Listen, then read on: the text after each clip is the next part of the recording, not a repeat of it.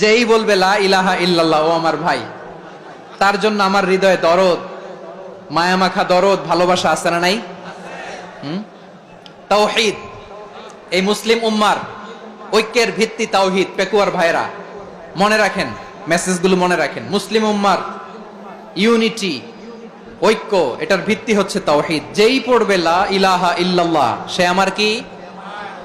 এজন্য বিষ্ণুই বলেন, মান ক্বালা লা ইলাহা ইল্লাল্লাহ, যে ব্যক্তি বলবে লা ইলাহা ইল্লাল্লাহ মুখলিসান মিন কলবিহি, অন্তর থেকে যে পড়বে লা ইলাহা ইল্লাল্লাহ, দাখালাল জান্নাহ, সে জান্নাতি হয়ে যাবে।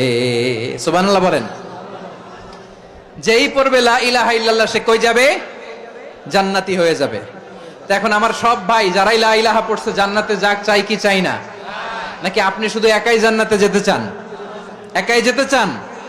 জান্নাতে একা আমি যাব না তো ভাই, তোমাকেও জান্নাতে দলে নিতে চাই। সবাই বলেন, জান্নাতে একা আমি যাব না তো ভাই, তোমাকেও জান্নাতে দলে নিতে চাই।